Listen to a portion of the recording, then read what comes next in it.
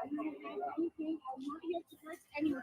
I'm just here because if I don't do anything, I'm gonna really have a heart attack sitting in my freaking chair. I can't. This is at least I'm not hurting anyone. I'm just freaking getting my anger out. I can't. I'm gonna have a heart attack.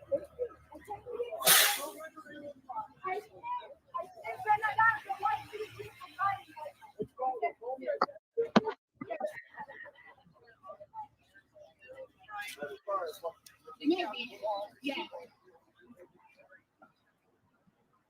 Maybe you should do something. Freaking country support freaking Israel, the #1 country supporting the genocide. Maybe you have to do something about it. Stand up for the right side and really look at the freaking news. Maybe you should do this. Yes, sir.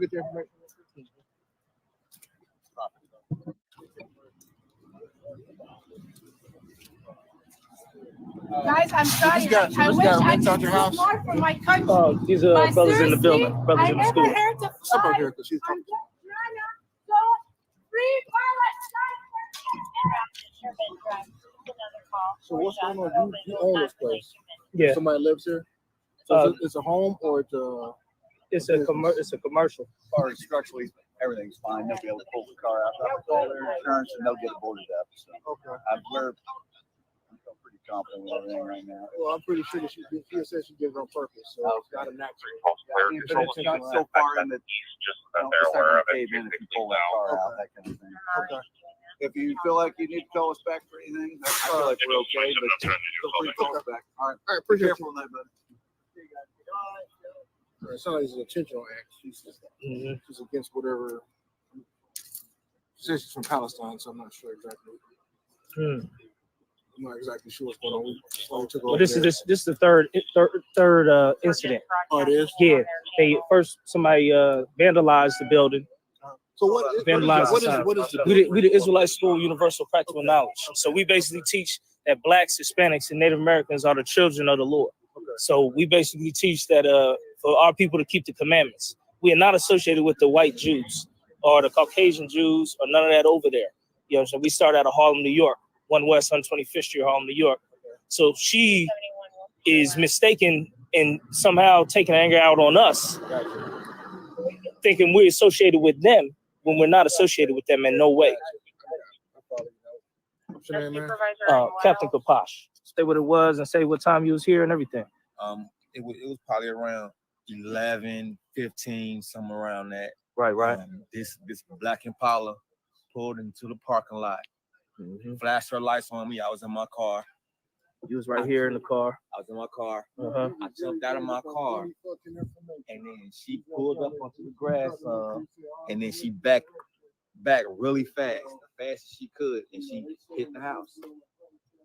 And so when you came up to the door, what happened? So you seen her crash into the building? I seen her crash to the building. She I went to see if she was okay first, and she was acting like she was scared of me. She didn't want to talk to me, and started talking to him. And so I just kind of left it alone after that. So come on. So after when you came out and she didn't want to talk to him, where was you at when you just walked up to her? Because she was still in the car. Yeah, when that we happened. both walked up to her because I asked her what the hell happened. So walked up to her, I asked for her ID immediately because she was like, "Call the cops." I'm like, "No, give me your ID." Then I talked to you, told you about the situation, tried to record as much as I could, told the lady about the situation. You know, with us living here, we live here. You know what I mean? So you attacking the wrong people. We ain't sending money to Palestine or Israel, whichever one. We ain't the ones sending billions of dollars. We don't even got that. So then when you talked to her, you got her ID, then what she do? She just kept going in her language. I don't know what the specific language is for Palestinians or whatever it is. She just, the whole nine, just talking in her language. And then eventually it was like, free Palestine, free Palestine. We are black people. We have nothing going on. Yeah, we're not the ones genociding your people. We're not the ones that making those decisions to make sure those people are put down. So why are you attacking us? And then she kept she was like a robot, just stuck on repeat, kept saying that. Even though I kept hitting her with more and more facts, it was just like she was a robot, just stuck saying that. Yeah, they must have trained her what to say when you afterwards. Just say this over and over again. She eventually started losing a little bit of her spirit, but she still kept going more and more, especially when the cops came. That's them. There we go. That's the news van. Yeah. She kept going on and on. So when I called 911 after talking to you, called them. They sent the firefighters before they sent the cops, which is confusing with me because when I said it was like I said it was a terrorist attack because literally it is verbatim. So they sent the firefighters first. Firefighters really didn't do nothing besides just look at the vehicle and see if it was intentionally, damaging the house. They said the structural integrity was good. Mm-hmm. Apparently, the structural integrity was good enough, so they could have just towed it out. And that's what they said. But I'm confused on why the firefighters got here first before the cops because this is a hate crime. This is a terrorist attack. This is something that happened on the land. So, as far as I know, they don't care about us. Yeah, I'm right. See the car? And they got her under arrest. She admitted it, said she had to do something about it. But she said she, because of the war and blah, blah, blah, and stuff like that. So she admitted it. I got the other brother trying to call the news now. They got a wrap around her face, so you can't see her face except her mouth. It's like some type of Muslim shit. Yeah, well, yeah, she got, it's a Muslim garb thing, but it's wrapped around her face. Well, tonight, a woman faces charges after police say she crashed her car into a north side building with a Hebrew Israelite symbol on the front door. IMPD says the woman told officers she did it on purpose. WRTV's Rachel Wilkerson spoke to the owners of the building located near 35th and Keystone Avenue who claimed they were attacked. Surveillance video from the Israelite School of Universal Practical Knowledge, or UPK, shows a car pulled into the parking lot Friday, stopped, and then moved forward.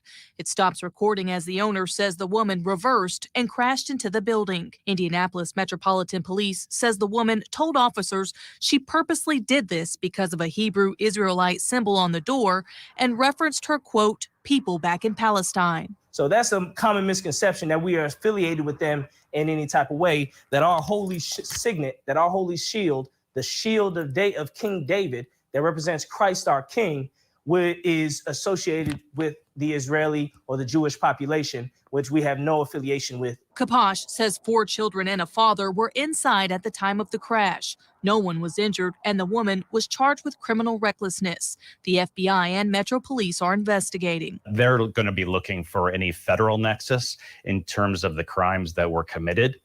They'll be working closely with local police to determine what's the appropriate level of prosecution. Brad Swim is the regional security advisor for the Jewish Federation of Greater Indianapolis. He says these type of attacks are on the rise nationwide. There's obviously a lot of concern even before this weekend. There was heightened, we've seen increased incidents of anti-Semitism across the country. It's catching a lot of people off guard. My organization, the Secure Community Network, has seen a 200% increase in anti-Semitic incidents in October of this year compared to the same month last year. The Israelite School of UPK says it's been targeted 3 times since October. Since the war started in the Middle East since October 7th, and one of them has been defacing our signs and insignias, and now it is becoming more rampant. That's why we wanted to reach out to the Palestinian community and let them know to not point any hostilities to this direction. So for this particular person, that symbol was a bullseye. And that bullseye, although inaccurate, is a warning sign to all of us. Rachel Wilkerson, WRTV. The organization says it's working with IMPD, the FBI, and attorneys in hopes to increase the charges against the woman. Although Swim says there has been a rise in crimes across the nation, the Jewish Federation of Indianapolis says the same can't be said for the city.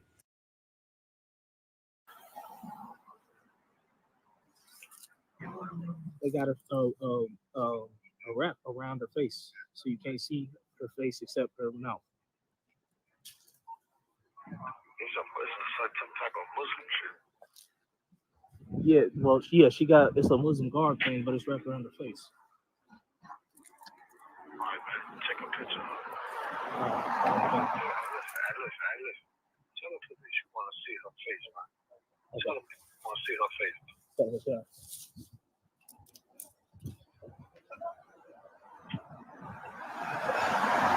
Hello, I'm the one who runs the building. I'd like to see her face if I could. Well, she's not letting me freaking fix my hijab, my cover.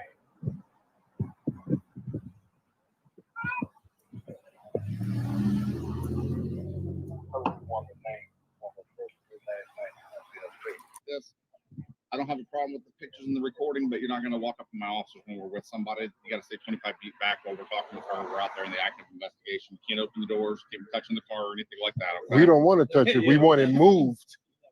As soon as the people from the fire department says that this place won't fall down and I can get it towed and pulled out of there, I'm right there with you. But I gotta wait for them to give me the all clear before I do that. All right, sure. Okay? I'm really glad that nobody is hurt. You had a question? Yeah, if I could, sir.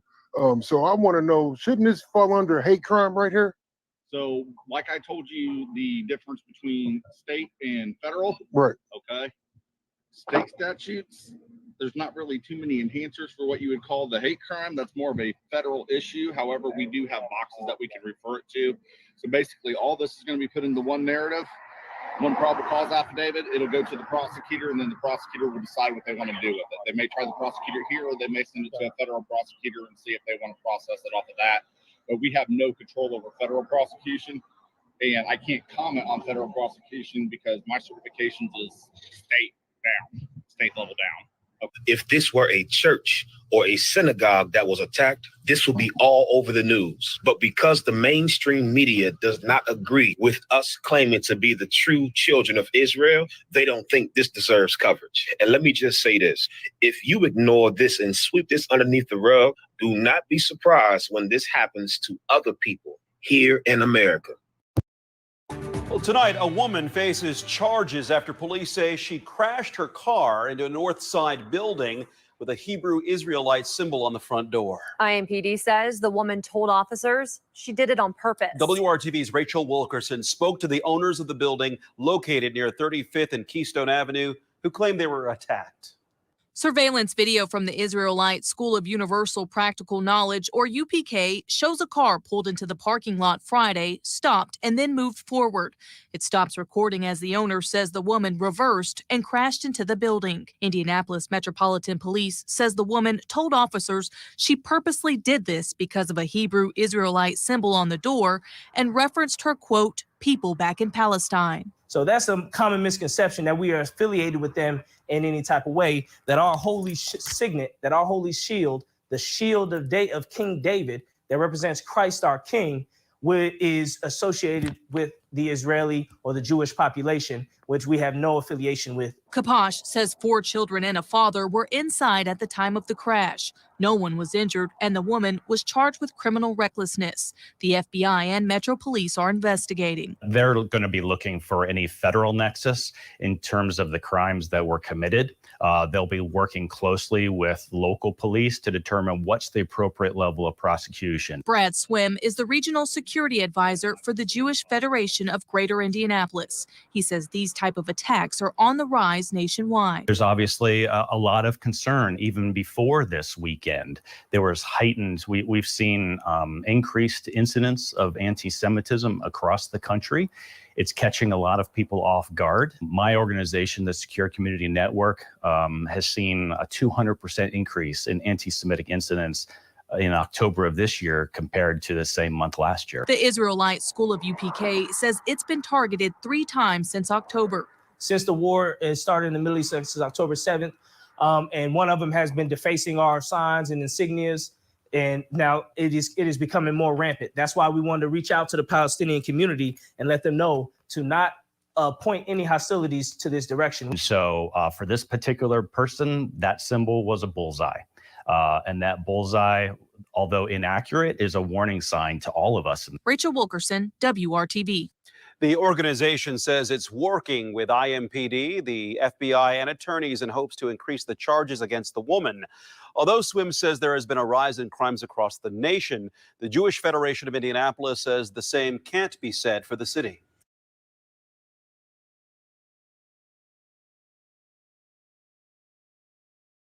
We all back I never saw you before, but you are a black man like me. And it's worth something. This is Black Watch with Commanding General YAHANNA, the only man to lead blacks, Latinos, and Native Americans. God made man on this earth. The white man he make man. God made man. God wants man to obey him. Bringing you real news. We don't need a black man in the White House. We need a black man in every black house. For many years, there's a lot of black people who didn't realize how deep the racism of white America was. You ain't gonna do nothing unless you decide where you gonna stand at with the Most High. This station is now the ultimate power in the universe.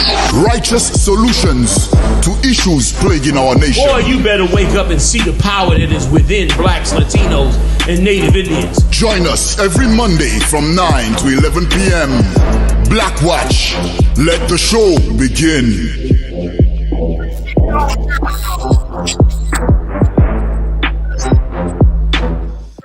Clap it up.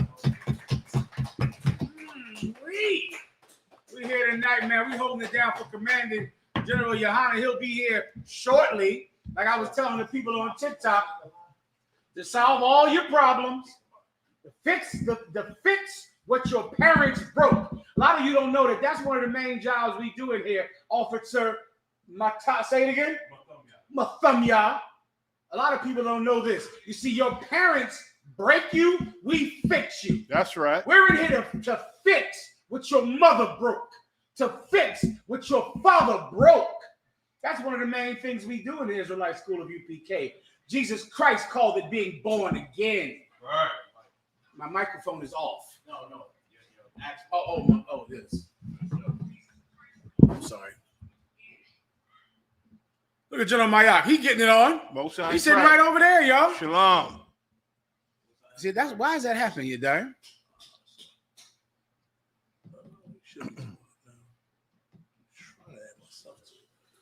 Yedaya is teaching me the internet, y'all, trying the best he can. I don't know a damn thing about nothing on the internet. All I know how to do is hurt people. But Officer Yedaya is teaching me a new path, Maya. So a new way of life. And I'm trying my best to get involved with it, all right? So here we are. What I was telling you about Commanding General YAHANNA is, you see, your mother messed you up and your father ruined you. And Commanding General YAHANNA fixes what your parents broke. That's one of our main jobs in the UPK. Once you get fixed, you become more like us. You see, you think that the way you are, the things you like, the sexual deviances that rule over your life, you think you were born like that. And partly it's true. You were born like that, but not because of a chemical or a physical handicap or a physical preference. You're born like that because your traumas made you like that. Your childhood traumas turned you into what you are today. You see, but we fix what your parents broke. We fix what the Catholic priests broke. We fix what your sports athletes and your reverends broke. We fix what the choir director broke, what the Boy Scout leader broke. Commanding General YAHANNA will be there to do that very shortly. Also, the main story we have tonight is Captain Kapash, leader of the Kentucky 8. That's right. Out there in Indianapolis. Well, he showed his quality once again. See, Captain Kapash is a man of high quality. The Most High gave him an opportunity to show his quality. That's something I've always looked for since I was an officer in the truth. Opportunity, a chance to show my value to Commanding General YAHANNA. And Kapash had the opportunity, and Akim, he took it. He took the opportunity. He was aggressive about it. Captain Kapash, let me explain to you, brothers and sisters, what happened this week.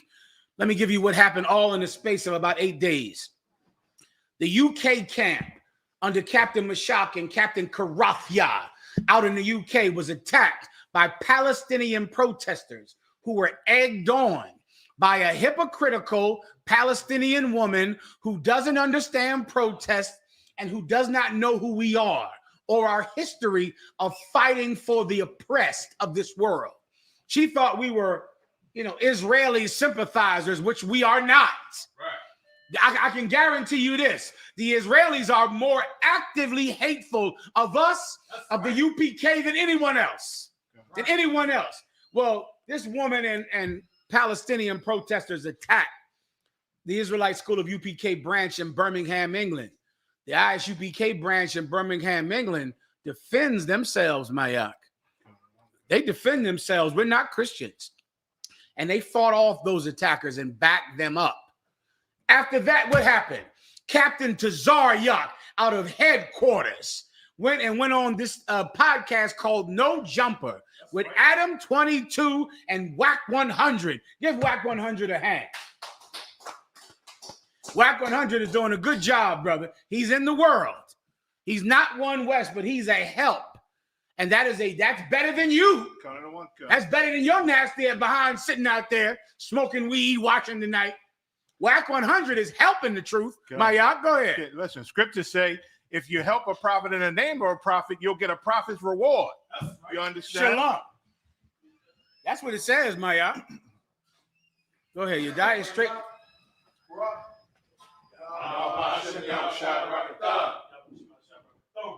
Clap it up, Akim. Stand by, everyone. 1 second. Here comes Commanding General YAHANNA. We're about to get it on. What's up, sir? General Hazayan is here as well. We getting it on. Charges after police say she crashed her car into a north side building with a Hebrew Israelite symbol on the front door. IMPD says the woman told officers she did it on purpose. WRTV's Rachel Wilkerson spoke to the owners of the building located near 35th and Keystone Avenue who claimed they were attacked. Surveillance video from the Israelite School of Universal Practical Knowledge, or UPK, shows a car pulled into the parking lot Friday, stopped, and then moved forward. It stops recording as the owner says the woman reversed and crashed into the building. Indianapolis Metropolitan Police says the woman told officers she purposely did this because of a Hebrew Israelite symbol on the door and referenced her, quote, people back in Palestine. So that's a common misconception that we are affiliated with them in any type of way, that our holy signet, that our holy shield, the shield of King David that represents Christ our King, is associated with the Israeli or the Jewish population, which we have no affiliation with. Kapash says 4 children and a father were inside at the time of the crash. No one was injured, and the woman was charged with criminal recklessness. The FBI and Metro Police are investigating. They're going to be looking for any federal nexus in terms of the crimes that were committed. They'll be working closely with local police to determine what's the appropriate level of prosecution. Brad Swim is the regional security advisor for the Jewish Federation of Greater Indianapolis. He says these type of attacks are on the rise nationwide. There's obviously a lot of concern even before this weekend. There was heightened, we've seen increased incidents of anti-Semitism across the country. It's catching a lot of people off guard. My organization, the Secure Community Network, has seen a 200% increase in anti-Semitic incidents in October of this year compared to the same month last year. The Israelite School of UPK says it's been targeted 3 times since October. Since the war started in the Middle East, since October 7th, and one of them has been defacing our signs and insignias, and now it is becoming more rampant. That's why we wanted to reach out to the Palestinian community and let them know to not point any hostilities to this direction. So for this particular person, that symbol was a bullseye. And that bullseye, although inaccurate, is a warning sign to all of us. Rachel Wilkerson, WRTV. The organization says it's working with IMPD, the FBI, and attorneys in hopes to increase the charges against the woman. Although SWIM says there has been a rise in crimes across the nation, the Jewish Federation of Indianapolis says the same can't be said for the city. What you need, huh? Come on up. Come. Yeah, man. They want to get. I see we not Christian. I got scared. You know what I'm saying? That scared me for a second. Go ahead. We know how to adjust. I see. We know how to adjust with the time. Yes. You know what I'm saying? Oh boy. Oh boy. I'm scared again. Go ahead. We was just telling everyone about the latest news stories. Out in the UK, Palestinian protesters attacked the camp. The U.P.K. defended themselves out there admirably. Out there, came out unscathed. Then Captain Tazariak went on the podcast, the very popular podcast, No Jumper, with Adam 22, and was asked specifically about the war in the Middle East between the Israelis and the Palestinians. I believe that has hundreds and thousands of views right now on YouTube. Then I think the next day or 2 days later, at 2 a.m. in Indianapolis, Indiana, in our branch in Indianapolis under Captain Kapash. Big shout out to Captain. Give Kapash a hand. Give him a hand. Man, they broke me during the class. They put Kapash up there on the news, and I cried. Oh my God! I was embarrassed. I knew he saw it. He didn't say shit about it. But I knew he saw it. I ain't gonna look at him now. Yeah. I'm looking at you because I know I've shamed myself. I'm looking right here at you. Go ahead, break it down. I better understand how much you. Come on, tell him. Like, he's supposed to see that and say, "Oh shit, he's real about this shit here." Okay, you know I'm gonna stay right here. I see somebody cry over this. It's gonna be. We gonna have a problem. You know, man. I know. Give me a shot of that doers, man. It was a bit much for me. What? You know, man. I was to see Kapash up there in national news and speaking eloquently. Yes, he was. And beautifully On Fox News. You know what I'm saying? and just a young man that is now a grown man. Yes. And a captain. Yeah. He was You know what I'm beautiful. saying? He was beautiful on there tonight. And he went up there and it was excellent. And so that happened tonight. And Captain Kapash, and then it came on Brett Baer. That's the Edomite on there on Fox News. Right. 2 million people watch him every night. So. That's right. That's right. I looked that up. He went on there tonight. What? And Captain Tazariak, once again, he was sitting on that No Jumper tonight, brother. He's Captain Tazariak, I'm very proud of him, and I know all the generals are as well. I'm just very proud of Captain Tazariak, brother.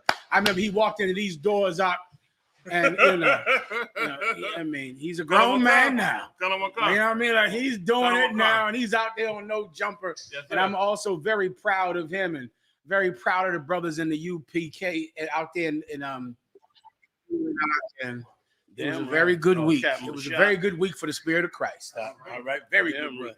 And so these are the news stories. And so Officer Morale was playing them. Let's play a little bit of No Jumper if we could. If you got one specifically about the Palestinians, that's good. If you don't, that's all right. But you just want to show everyone that they can go on YouTube and see Captain Tazariak on No Jumper. All right. Let me say something on it sir. too. Bring it back to me if you could. Again, what General Muhammad said is so right. Big shout out to all something that plagues Captain Tazariak killed it on No Jumper. They did 100,000 views in one day. The first day out the gate, 4,600,000, I believe is the count. Subscribers on that channel. They all over it. And let me tell you something. These are the right brothers that should be heard. That's right. Because the U.P.K. is who should be heard. Everybody else should not be heard. But the U.P.K. should be heard. You know what I'm saying? Big shout out to Kapash. Kapash handled himself eloquently, like you said, you know what I mean, and brought out the good point that he said, I want to reach out to the Palestinian community and say, you know, man, we not the ones. First of all, it show you how backwards and ignorant they could be. Before I do say that, though, let me just say this. Big shout out to Mashak Mayan and all the brothers also in the UK, because they stood firm for this truth as well. Damn right, you know. You understand? These ignorant ass groups, okay, TikTok that want to come out against us. When we're the ones, we've been coming out against the Israelis since 1969. And you that backwards, and you that you so backwards in your anger that you'll lash out to anybody. And this has been the problem in this country anyway. Whenever you angry and you mad and you upset, you want to come out against black people. We not your whipping pole. Right. We don't have, because you see a shield on a building, you run your car into that building with brothers and children. There was babies in that house, man. And she's lucky to be alive. because them brothers would have defended that place with their life. She's lucky to be alive. Do your goddamn research if you're mad at somebody. And furthermore, if you in America and you a Palestinian and you in this country, you should also understand and know who else is oppressed in here. That's right. Like you're supposed to have some understanding of oppression. You want somebody to have sympathy for you because you oppressed over there in Israel, and I get it. But you're going to have to also have some sympathy for those that are oppressed in America. You can't be sad and angry and upset because the Israelis is killing your babies and then come over here seeing us destroyed in these ghettos, and then you going to attack us also? Then that means you don't really believe in oppression. You just care about yourself. You understand? And furthermore, we done had many protests. Many. I've been on the street 40 years. We done had many protests. I'm yet to see a Palestinian come up to us and say, I'm a proud Palestinian and I understand what you brothers is up against with America's oppression. You ain't never did that in 40 years. You ain't never come out and told us that. You done sat back and act like it ain't had nothing to do with you, but now you ready for us to have solidarity with you. You understand, TikTok? Like, that's why we say we not affiliated with no other organization. Because if you are oppressed, like you say you oppressed, then why haven't you backed us up? You ain't even gave us a high five or a fist pump in the air as you walking by on your way home. Come. And we on every street corner. You ain't never did that. And the minute there's an issue with your babies, you ready to run a car up in the back of ours. You ready to argue with us on the street. You don't know who to fight. Right. You don't know who to stand up for. And let me tell you something. And you about to alienate the most courageous group that ever came up against the so-called Jew and all he did. We're the ones that spoke up about the billions he made in Hollywood off of black people. We did that. We talked about how he controlled the government. We talked about that. We talked about how he was on that land killing the Palestinians. We taught that. Okay? I'm one of the first ones to come out and say, this is not just a fight for Hamas. They clearing the land off. They clearing the land off. They found 1.7 billion gallons of oil, okay, on Palestinian land, on Palestinian waterways. And now they want that and they running you off. We spoke on your behalf on that. How the hell you gonna not do your damn research and take it out on us? And let me tell you something, it's cowardice of you as well. It's cowardice of you. A lot of you groups, you mad and you angry, and the first thing you do is take it out on black people. She ain't crashing in there just because she saw a shield on the wall. She ain't just stop over that. That building been there for years. She been in the neighborhood for years. That ain't the first time she just stopped through there at 2 in the goddamn morning. And now all of a sudden she see the building, she ready to run into the building. Come on, man. You scared to stand up to the white man, so you creep on black people at 2 o'clock in the morning. That's right. We ain't the one.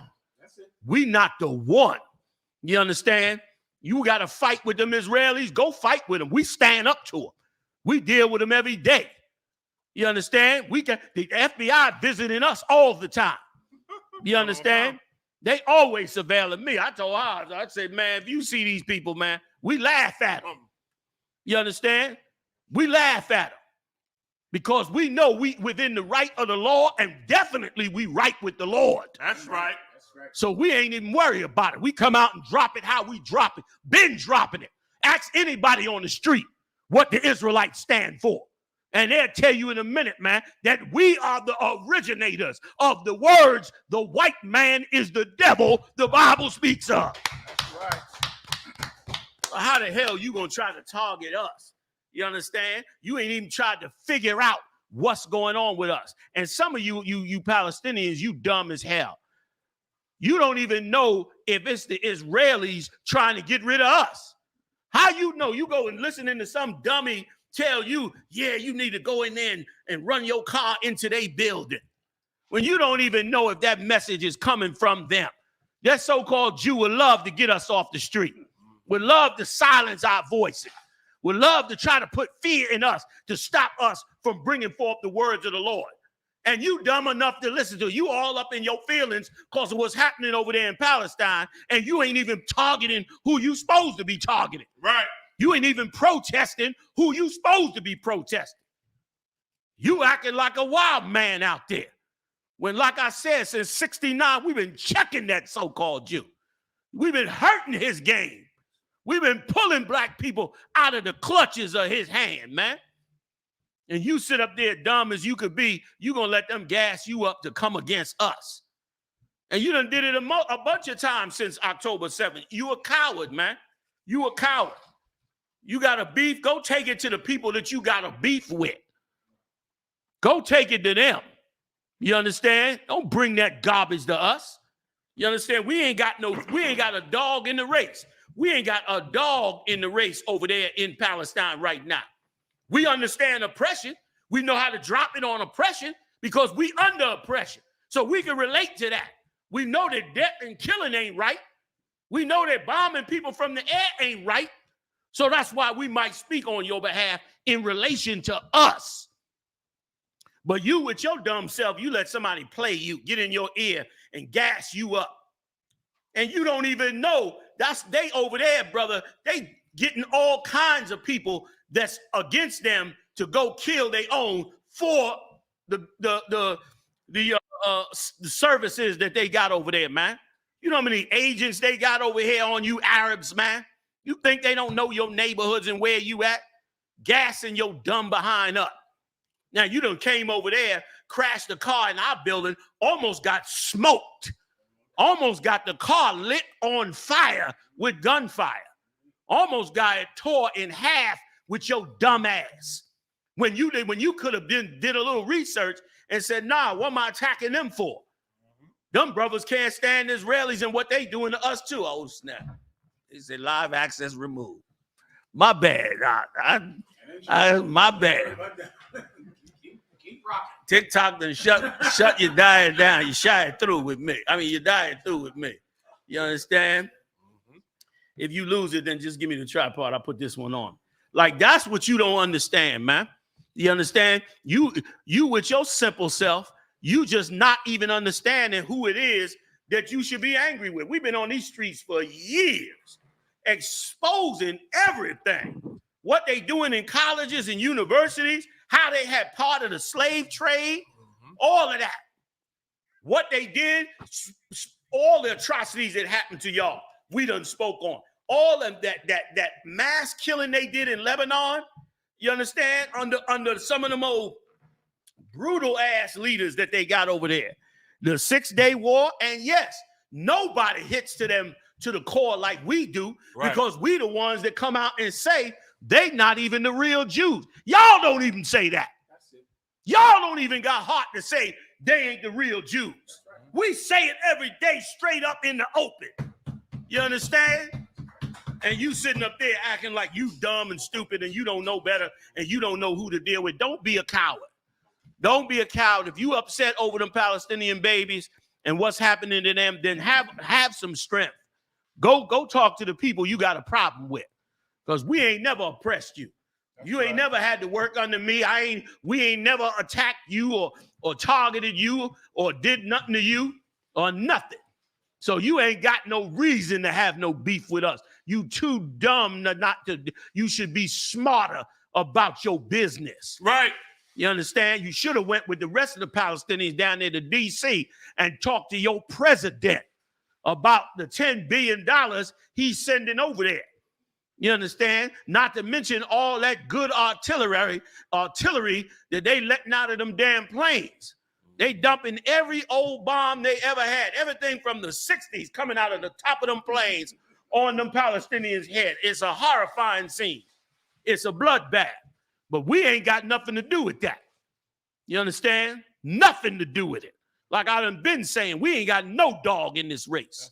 You know what I mean? That's between y'all. And once again, like I brought out the other night or last Monday, I don't feel bad for the Palestinians. They know how to defend themselves. Listen, did y'all see that report? Can I divert? Did y'all see that report when they took the white lady, when they let the white hostage go, the old white lady? Mariah, see if you can find that. When they let the old white lady come out, she was a hostage and they freed her. So and she was talking in front of the press. I'll go and drop the story and then you can pull the tape. Brother, when she was talking in front of the press, she laid the shit out cold. She said, y'all don't understand.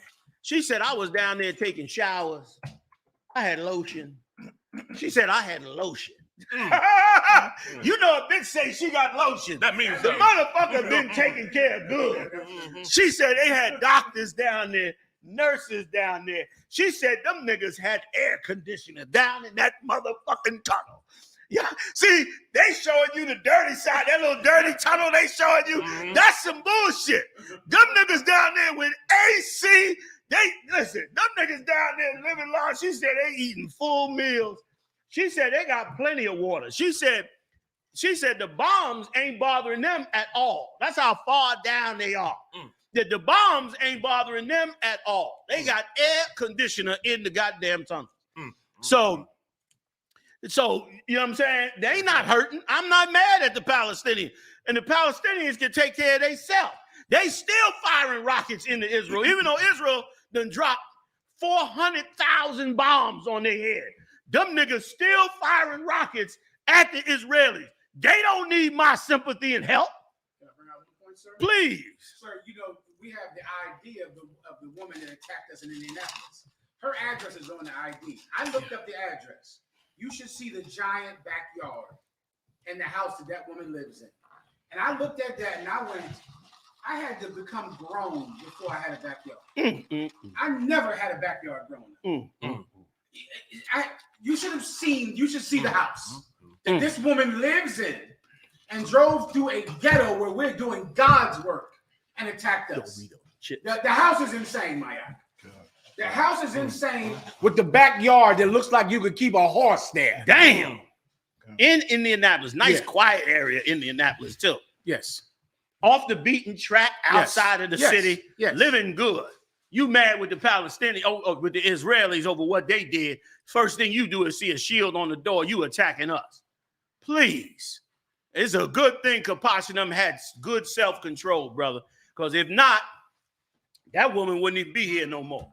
Because they definitely had what it took to take her and everybody else who might have come with her out. They could have did them all in. You understand? But instead, because you think black people is the designated victim, you quick to try to start something with us. I even see it with white people. White people is angry too. They mad at Biden. They mad at this war going on. They feel like this shit bringing a lot of bad attention to them. They upset. They pissed off. You understand? And so really, they want to lash out, but they don't want to lash out at them Arabs. They don't want none of that heat. They know they lash out at them Arabs. They might have 50,000 Arabs on their damn doorstep. So what do? They looking for blacks and Latinos to attack. Man, we ain't having that no more, man. We done been through slavery. It's time for us to come out of slavery. And that's why we've been saying for the longest, blacks and Latinos and Native Indians, you better come together, man, as a nation. Did you see how many of them Arabs was down there at the White House?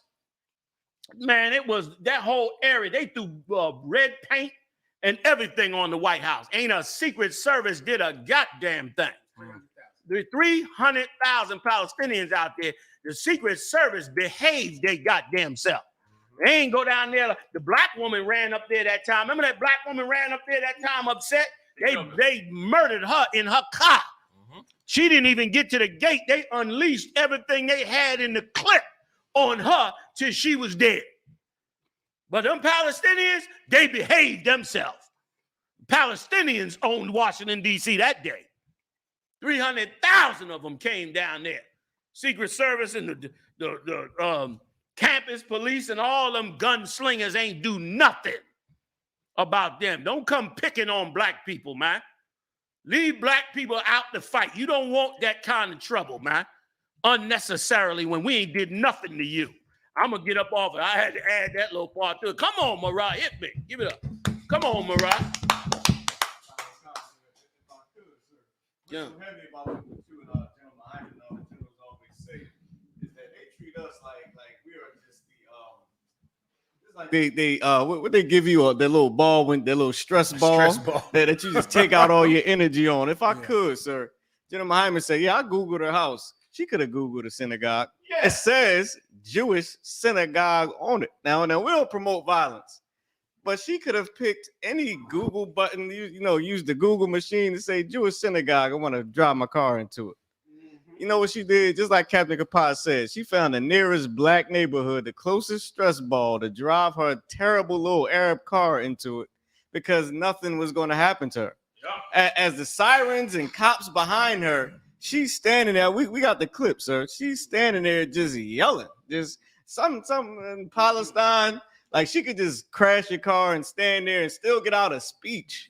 She ready to play Mark. The heaviest part of all that, Mariah, she said, I didn't do nothing wrong. I didn't hurt anybody. I was just angry. Like I didn't hurt anybody.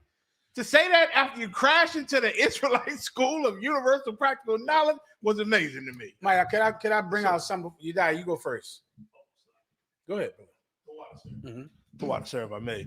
I wanted to big up Commander General YAHANNA because he is a prophet indeed. I don't know if anybody noticed.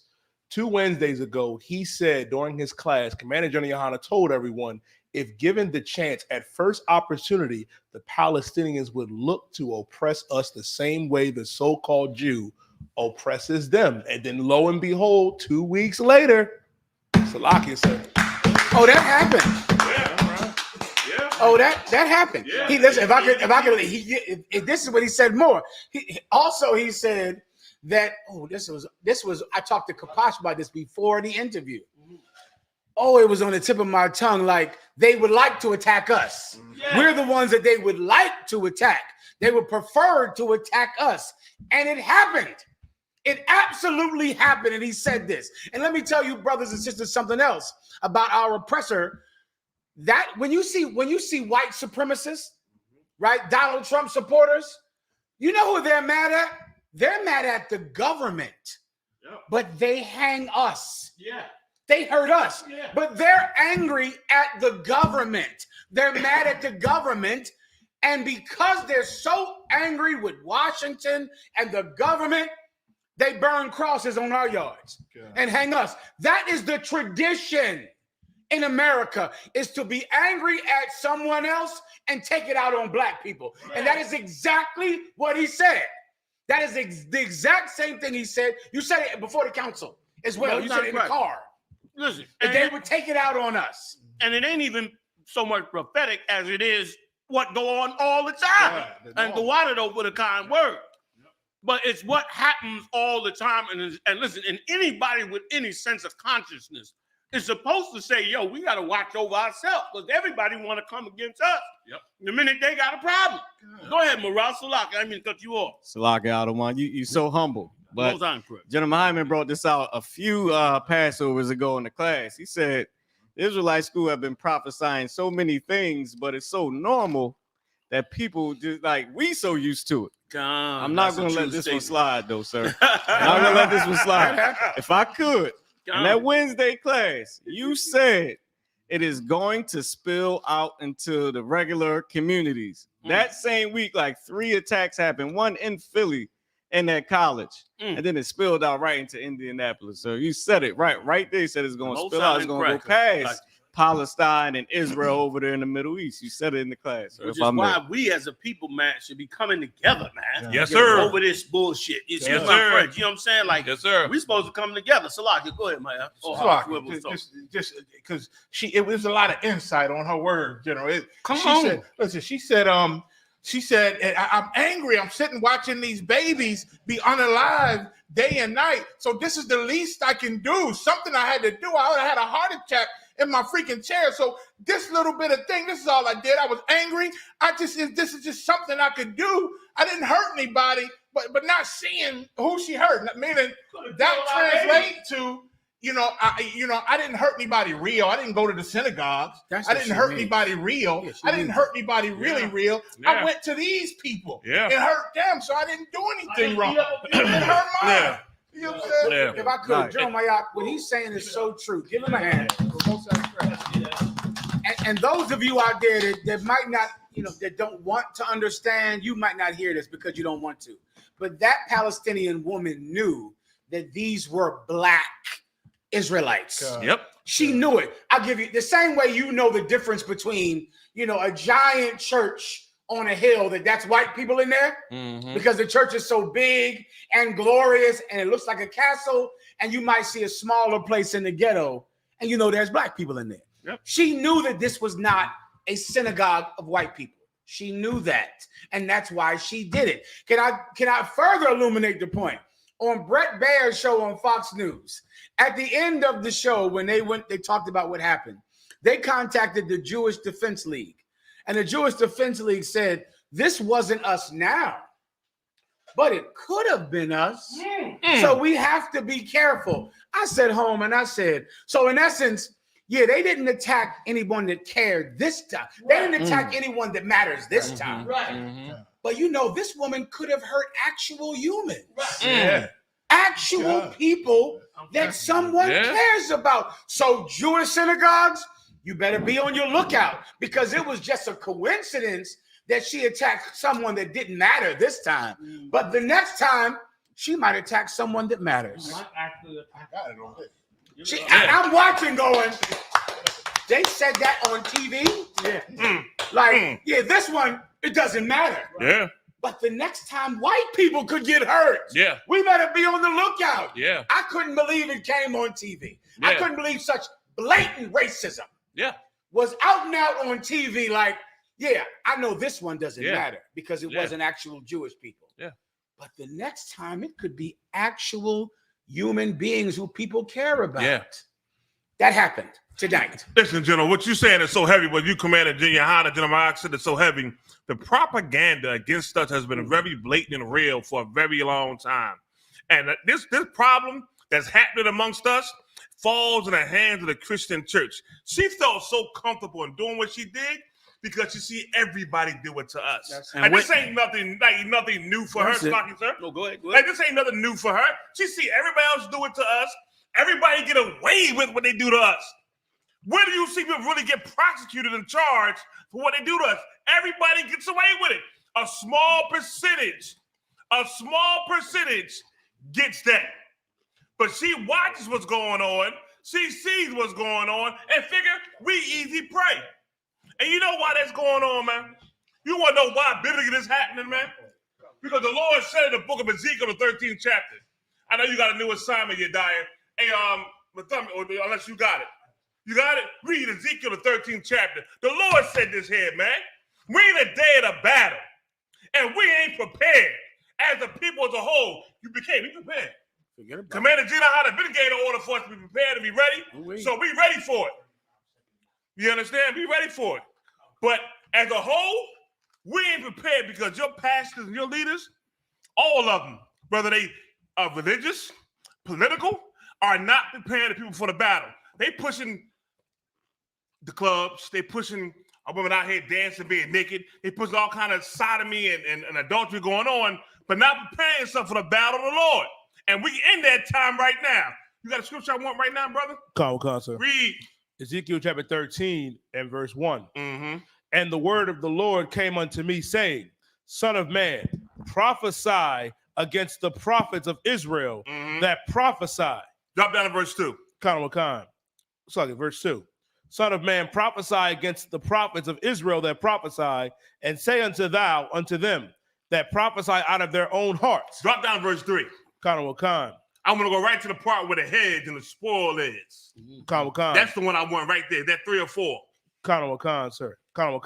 Thus saith the Lord God, woe unto the foolish prophets that follow their own spirit and have seen nothing. You ain't seen nothing, man. Like, you ain't seen the battle coming to us. Commander YAHANNA been warning y'all for a long time that this was going to happen. And he amped it up more and said it a couple of times over a short period of time that this is going to happen. Well, we here now. We in it now. Go ahead. Sir, verse 4. O Israel, thy prophets are like the foxes in the desert. Where they at right now? You don't hear him talking about it. Where they at? You right, General? Where they at? All them so-called black African-American groups and different things they got going on, alliances, whatever you want to call it. Where they at now? Yeah, come on. Where's the outcry at? About what happened, man? Where? They ain't here. All them people who call themselves just the white supremacists, they backing who they want to back. They backing the heck out of Donald Trump, trying to put him back in the office. You understand me? Where are these at trying to help us at, man? The people was in that building with black people. And babies. That's right. Where the newscasters at? Where the leaders at? Of black people. Where they at? CNN didn't even cover it. Ain't that something, Gino? There's another cat out here. I can't think of a name. You know why? That's right. Yeah. Yeah. Where BET at? Where's that one cat? Roland Martin. Where he at? All your so-called celebrities with they podcast. Where he at? It was kids in there, man. A man with his children, sleep, suffering a terrorist attack. Or they're gonna try to play it off like, okay, we a hate group, so it don't mean nothing. They do that because they've been doing that to us. Y'all been letting them get away with it, man. Keep on reading. Conor Wakan, sir. Conor Wakan, verse 5. Ye have not gone up in the gaps. You ain't going up in the gaps. Go ahead. Conor Wakan, neither have you made up the hedge for the house of Israel to stand in the battle in the day of the Lord. The gap in the hedge is protection. And when you ain't go get it, you ain't coming down to the ghetto. You ain't coming down to the barrio or the reservation to put a hedge around us so we don't be spoiled or destroyed out here. Y'all ain't doing that, man. You ain't doing it. Commander YAHANNA has been trying to tell you for a long time, we got to get ourselves together. We got to now do things to change our life for the Lord, man. That brother was safe because he in the truth, man. Right. That brother and that babies were safe because he down with the Lord, man. If anything else, it could have been something way, way worse. And just how Jeremiah brought out something that's popping in my head, keep ringing bells in my head. What she said was, I had to do something. I didn't do nothing wrong. Yeah. Are you kidding me? You ran your car into somebody's house where kids were because you see the symbol on the door, the shield of David, the Magun would die, and decided you was going to go ahead and run your car to that door. When it was synagogues, at least 6 on a map, all in the proximity of what's going on. How'd you find that? It's 6. At 2 in the morning. 2 o'clock in the morning, Joe. That was a setup. Yes, it was, Joe. Yes, it was. And you didn't do that to them because you know if you did, you would suffer a repercussion. Yeah. If not for your life being taken, you for sure was going to jail, under the jail. With us, ain't nothing gonna happen. I did nothing wrong. They just black people. They don't really matter. I can just vent my anger against them. This falls at the hands of your political leaders. Your so-called religious leaders. They ain't preparing you for the day that's coming, man. This whose hand it falls in. And they said she admitted it in jail. That's why they want to up the charges to terrorism now. Yeah. They wasn't even going to charge her with no terrorism. They weren't going to charge her with a hate crime, terrorism, nothing.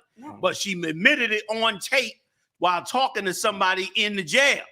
So now they got her on tape saying, yeah, I went after them because I thought they was Jews. Like somebody called up, like, what the hell you do that for? Like they ain't the one. And she was like, I thought they was Jews, so that's why, you know what I'm saying? And she admitted it, that she went and targeted them. Yeah. You know what I mean? 2 o'clock in the morning.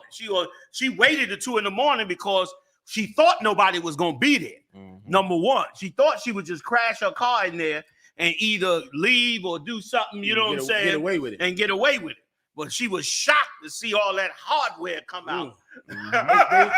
They came out heavy. Yeah, like she was shocked to see that they was not asleep on that zone. They came out of there, brother.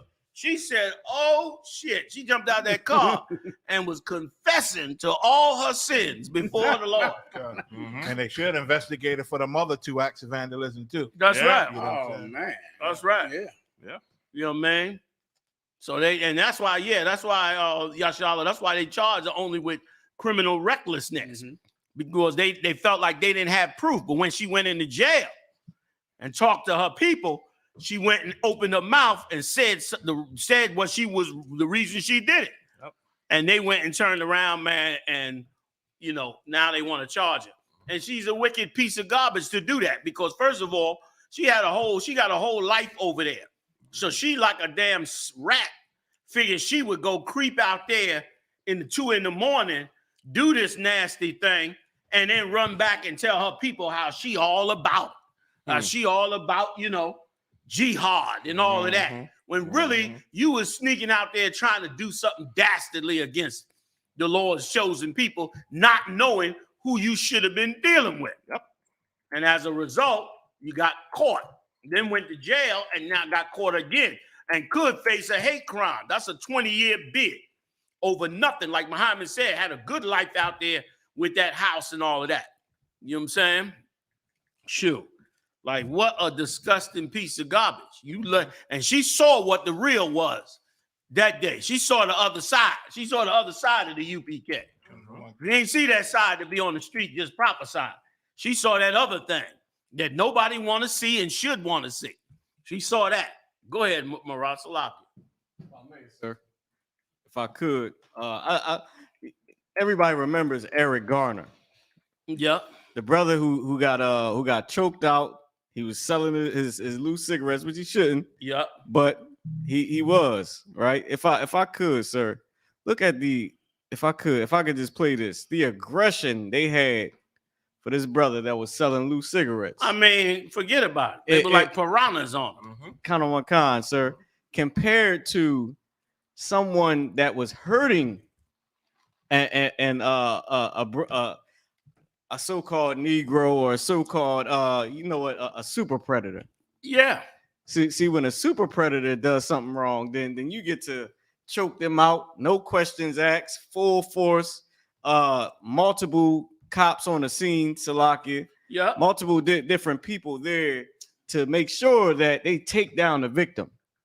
But 2 a.m, you get a call about anything Palestinian right now. Anything you Palestinian. You a red flag. Count on one kind. Go sir. ahead, Marat. Go ahead. But I just want to point Keep that out. camera on you too. Count on one kind. So I just want to point out, just real quick, if I could. I just want to point out how relaxed the police officers were. Like when they was like everybody was just so relaxed that was on the law enforcement, just calm. It's just it was a regular night for us. Just call some Negroes, something happened with them. This ain't a person. We're not people to them. Like in America, we are the super predator. So it's like it's I hope crazy. black people getting it. What you saying now? Count on one kind, sir. It's damn near like they was in a mind block, Marat, because they standing there. And usually they can beat up the black or brown people that they get a call about.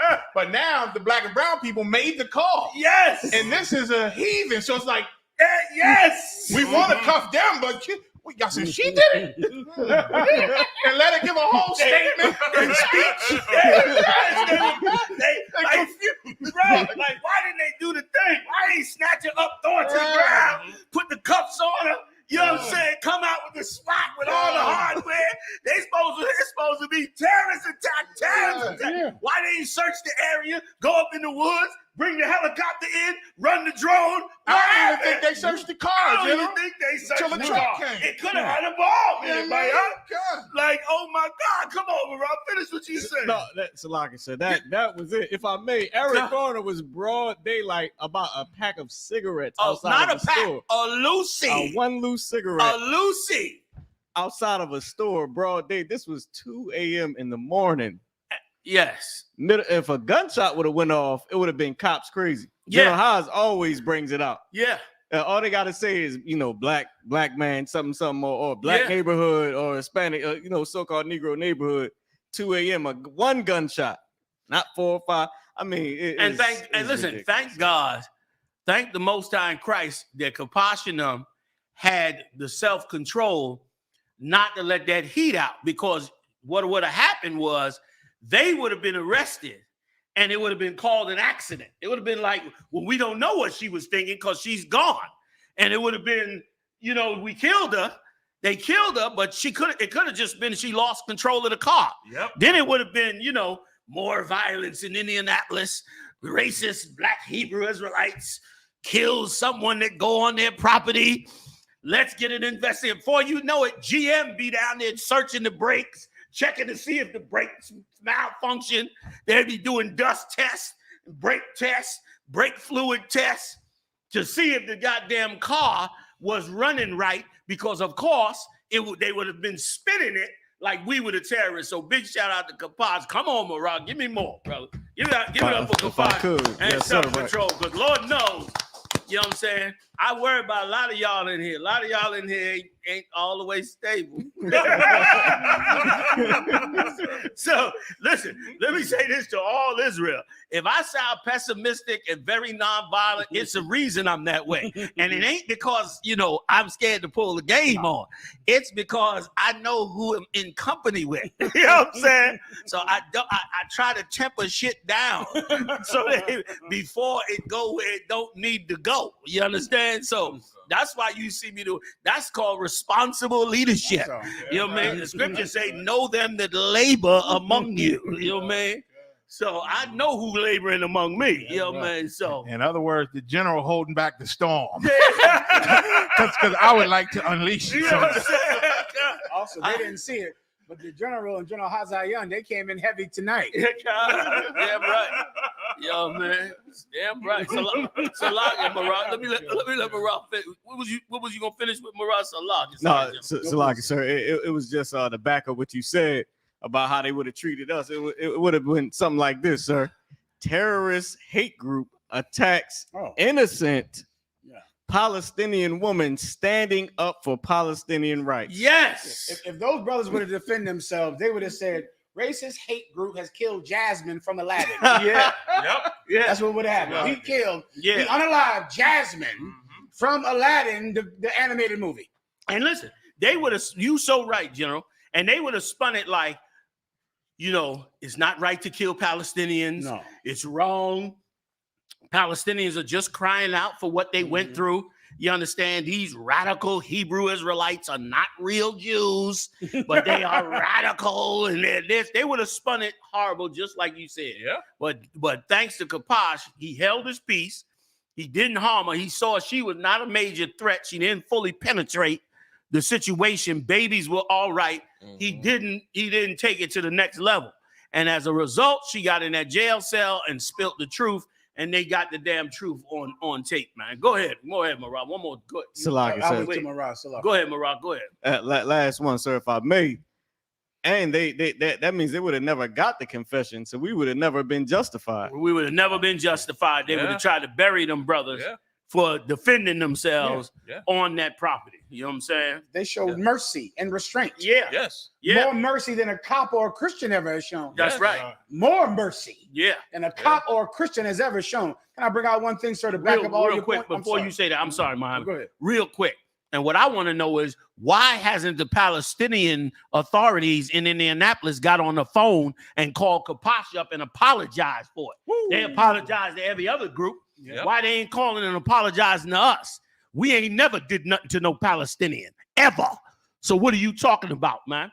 Come on with it. And erase any thought in your brain like this woman didn't know that the people in that building were black. Come on. Okay, you know who lives in every neighborhood. Hell yeah. Who in the hell doesn't know? You walk into a neighborhood, you know that every neighborhood in America is segregated. Every last one. You know this is a white neighborhood. This is an Hispanic neighborhood. This is a black neighborhood. Yep. Everyone, she knows that that's a black neighborhood. Let me give you some more proof. Recently, I was researching serial killers, and I'm reading about serial killers right now. I pulled it up. It says serial murderers, serial unalivers operate in modern society because they mostly target strangers. Society has given rise not only to anonymous crowds that serial killers can blend into, but also to countless marginalized and vulnerable people who are easy targets. Homeless people, drug addicts, sex workers. Yes. Serial killers know who to target. They ain't stupid. No, it's not just they grab random people. They don't want to get caught. They don't want to get arrested. So they target the community full of drug addicts, full of homeless people, full of sex workers. Yes. That's Black and Latinos. And let me tell you something. If you go back in history, you're going to find so many missing children, so many missing women on a reservation. Yep. That are gone and whose fathers are looking for them, and no one cares because some serial murderer knows to focus his predatory nature on a reservation. Right. That's why that woman attacked that building in a ghetto in Indianapolis. Yes, sir. That's why. Yes, sir. Because she believed that there were people in that building that the police would not care about. Yes, sir. But instead, angels guarded that building. Yes, sir. That's And she did not get away. And listen, General, same as the Buffalo shooter. Like the same thing that the Buffalo shooter did, it's the same thing, General. How did I forget? It's the same thing as him. He did the same exact thing. Yes, and he sat up there days before he did it, sitting there with the homeless people, talking to them and everything. Hey, how you doing? Hey, how you doing? How's everything? Having a good conversation. Came back and killed everybody. Same thing with her. Same thing. And what I want to know one more thing. Did they at least go to her house and see where she lived at? Did they interview the people that lived there? Did they investigate them people, see what's going on, see if she's tied to a bigger organization? Did they at least do that like they do everybody else? You know what I mean? Everybody else, they go back, they put on news, they go back to your house where you grew up at and talk to everybody and see what kind of person you was the whole nine. Did they do that with her? No. She thinks she had an easy mark. That's what it was, sir. She did that because she believes she had an easy mark, and that's because our leaders failed us, man. The ones y'all put in office failed us, man. You know what I mean? She thought she had an easy mark and get away with it. She still do. That's why she was in jail admitting to it, because she know, hey, there ain't nobody. I can get away with this. They ain't no people, man. Like, you ain't gonna charge me for what I did to them because they ain't nobody. Why did she believe that? Because of what's been happening to us in this land, man. And they know our leaders don't stand up. What's that cat from years ago, General? You brought it out during my having class years ago. It was an Asian guy, I don't know, the Asian guy in San Francisco. Oh, yeah. He was a reporter. That's right. And he made a comment about why he don't respect black people and why he should not respect black people. And he made this comment and said, because they are the only race of people who have been destroyed by another race of people and still trying to join the race of people that destroyed them. So why should I respect them, man? That's us. Every nation knows that about us, man. That's why she did what she did. She thought she had an easy mark. That's why it continues to happen to us, because our leaders, the ones y'all put in office, ain't doing jack squat to help us. Because they feel like they do, nobody cares, so why even do it, man? If you want to sell drugs, they know what neighborhood to sell it in. Yeah, right, the black community. If you want to open up a smoke shop, they know what neighborhood to sell it in. Yes, sir. They know what neighborhood you can do anything you want to do in, and there will be no repercussions, which is why there's no smoke shops in white neighborhoods. Yep. Or Arab chicken joints in white neighborhoods. Yep. Or Chinese carryouts in white neighborhoods, because white people aren't allowing those businesses in their neighborhoods. I'm saying, I looked this up about a week ago on the reason that every immigrant from China and Korea and Saudi Arabia puts businesses in black neighborhoods, because they tried to put them in white neighborhoods and white neighborhoods ran them out. Yes, sir. And then they do where they could go and nothing would happen. They know where to sell drugs. The mafia knows there's a no drug selling policy in the mafia in white neighborhoods. Right. You can't sell drugs. They know where you can sell drugs. Go to and Harlem. that's in my neighborhood, in your neighborhood. And this Arab woman knew if she had to unalive someone, just to get it off her chest, Mayak, just to get the stress off of her, she knew where she could do it without repercussions. And all the heathens know it. Like how I was saying, the Asian cat knew it, wrote this years ago. I remember this when we was coming up, mine, about the Asian guy and what he said about why he don't respect black people. Of course, we know the oppressor definitely looks at us in that way. Like we the ones that could lose. We the ones that they could get rid of with no percussions. We know the Palestinians, the Arabs, think that way about us.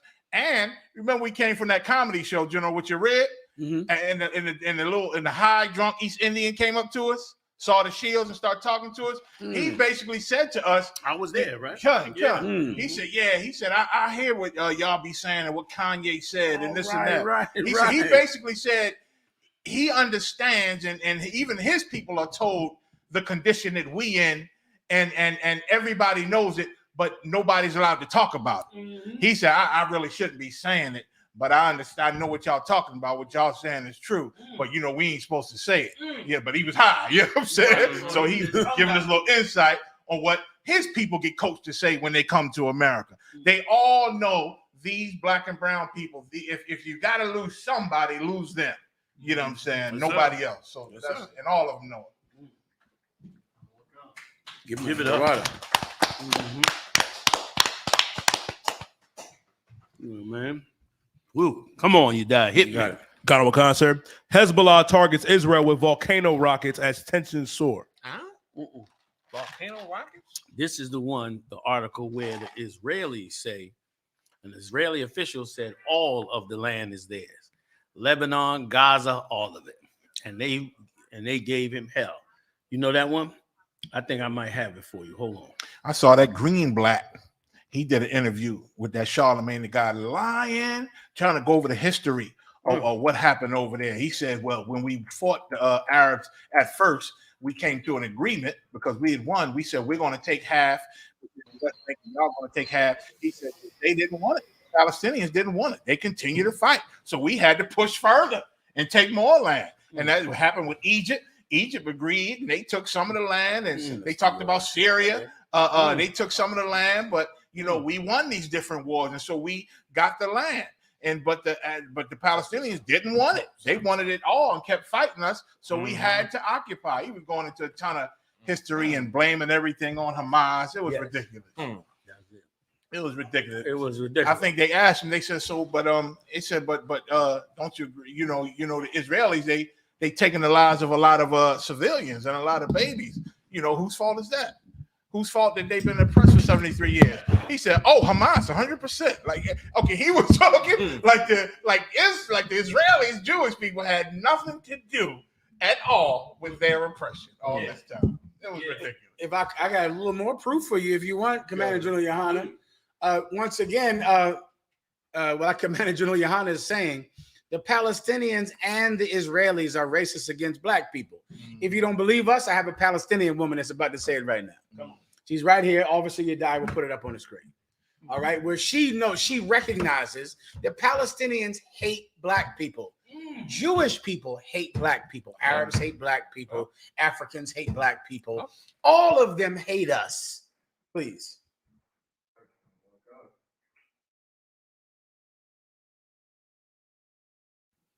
Meanwhile, it's black people that are out there advocating. Come on, please. Go ahead. Go ahead, sir. You want to say something? No, I wasn't going to say it. No, go ahead. I'll say that. Go ahead. Palestinians are racist to black people. And if you look around, it's black people that are out there advocating for the rights of Palestinians.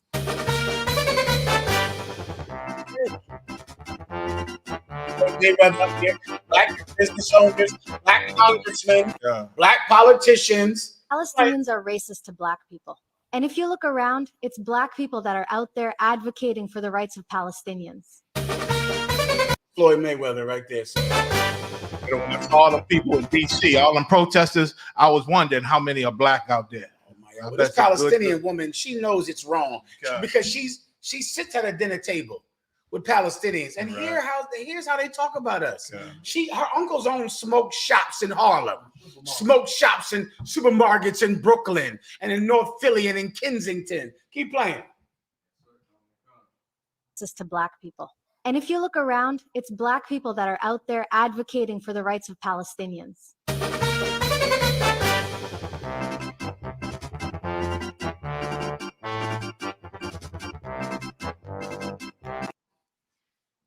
Yeah, I don't know what else to tell you. I mean, it's right in front of your face. It's true. They say it. We say it. But of course, you sit at home believing the propaganda like we are not the only people defending you. Exactly. We're all you have. They cut me, Salaki. They cut you too. They cut me just now. Let me tell you something, if I could. Let me tell you something. And that's what makes me, these old filthy, disgusting black leaders. That's what makes me so disgusted with them, because these people, you're not even holding these people accountable for the fact that we standing up for them and they never stand up for us. Yep, right. And not only do they never stand up for us, like the girl said, they hate us.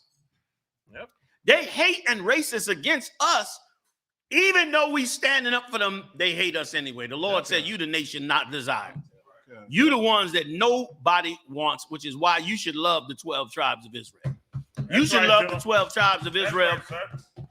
You should go, uplift them, build them, put them together, because you loving everybody but them. And because you love everybody but them, guess what? Everybody uses you and gives you nothing in return. Nothing in return. When did the Palestinians pull their Palestinian flags out and said, Palestinians for black people? Right. When did that happen? When did they come out and say, we, the Palestinian community, we stand with black people for what they're suffering here in America and the way the cops killing them? Nothing. Nothing. To you, the cops should have killed us. Yep. You hate us like a white man hate us. And therefore, why do you expect us to care about your struggle when you turn your back on our struggle? Like you chose, like you some old flip-floppers.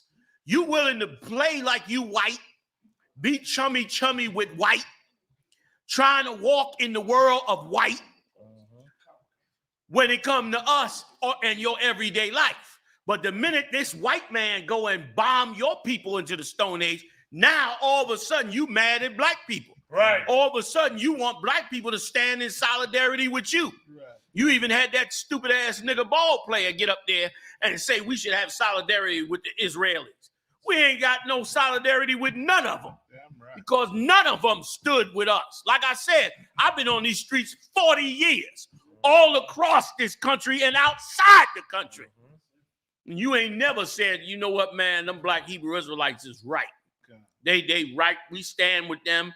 Solidarity. You ain't even gave a young brother a pound on the street while he was on that mic speaking and talking about God's word. Instead, all you did was hate them. So look, I ain't saying the Israelis right. Israelis is dead wrong. They the devil the Bible speaks of. Right. I'm not saying they right. I don't care about what, their position is and all them lies they putting out. And I don't seek any, admiration for them bastards in the first place. They got our identity. But don't ask me. We could have been friends. Yep. We could have been friends. Yep. You could have been supporting us. You see how many Palestinians come out there like that? Now imagine if they came out that way on a black issue. Right. Even the devil would have to give it up. God. Imagine if they came out there on one of them big protests we had for what was happening to black people. Then you came out 300,000 deep and said, see, oppression everywhere is wrong. I even give it to the Irish. I'm going to tell you why. And these is devils. But I'm going to tell you why I give it to the Irish. Because the Irish been all over the internet talking about how messed up you are to the Palestinians. And they've been talking about how messed up you was to black people. The Irish is like, the Irish woman, one Irish woman recently came out and said, are you saying the Israelis have a right to defend themselves? The cat said, yes. She said, well, did the Palestinians have a right before October 7th? Did the Palestinians have a right to defend themselves when the Israelis was locking up 2 million of their men in jail? Did they have a right to defend themselves when the Israelis locked up 500 kids and tortured 250 of them? Did they have a right to defend themselves? Did they have a right to defend themselves when they massacred all those Arabs over there in Lebanon? Did they have a right to defend themselves? Did they have a right to defend themselves when you cut their water off, cut their food off, bomb them indiscriminately, all before October 7th? Did they have a right to defend themselves? And the commentator was stunned.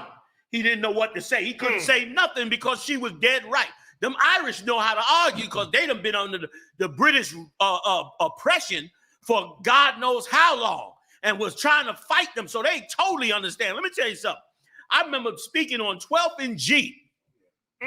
We out there, young bucks, blazing. And I remember hardcore Irishmen coming up to me, one eye, face disfigured, all that, coming up to me and asking me, man, what y'all stand for? And I'm thinking, this cat, he looks so vicious. I'm thinking, I got to drop this cat. This cat here come for trouble. But he ain't even come for trouble. He like, yo, what y'all stand for? And I break it down. We this, and that. He said, that's what's up, man. I stand for the same with Ireland, man. And walk the fuck off.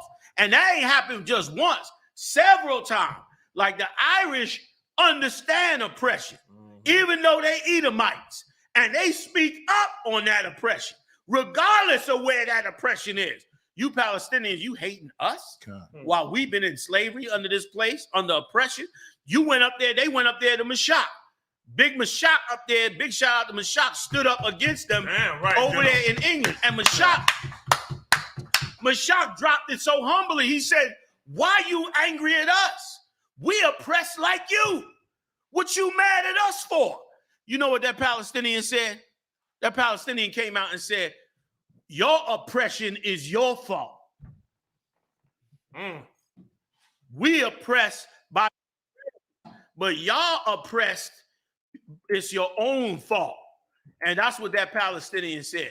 You dismiss our oppression, but you care about your own, but you dismiss ours. Nah, we not friends.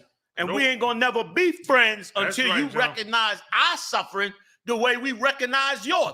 We at least talk about your oppression openly. I just spent 5 minutes talking about your oppression.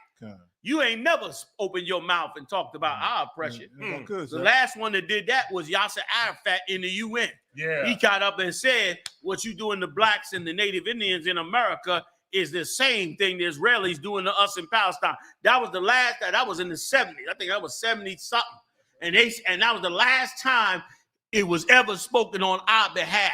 Don't be mad at me because I love us. You can call me all the racist you want. Right. I ain't nothing racist about me. I just love who you killing all the goddamn time. Right, General. Go ahead, Maya. I was just going to say 2 points, General. I just made a video explaining how the Israeli Jewish government army is oppressing them and going into the history and the facts of what they're doing. But these Palestinians, the second point, they, like you said, they don't respect our struggle. Another one of the camps, the Palestinian came out to the brothers and said, y'all oppression over here is a picnic. It ain't like ours. The brother said, what? Would you say that again? He's saying our oppression is a picnic. That's how they look at us. Like we got it easy. Meanwhile, we don't have rockets to fight Israelis or troops to run up in nowhere, tunnels, and you I know don't even know what an RPG even feels like to have. Or $10 billion given to us by America. Right. Every other country. Right.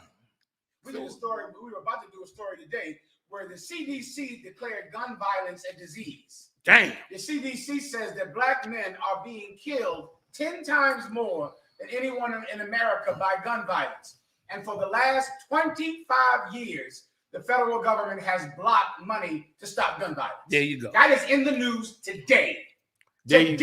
Because of course, we're the people that no one cares about. You know who else knows that? Amari Stoudemire. Someone make sure, tag Amari Stoudemire. Oh, because Amari Stoudemire is black. And a hoe. And a coward. And I can guarantee Amari Stoudemire will say nothing about the terrorist attack that happened to black people. Right. He will not mention it. He will not object to it.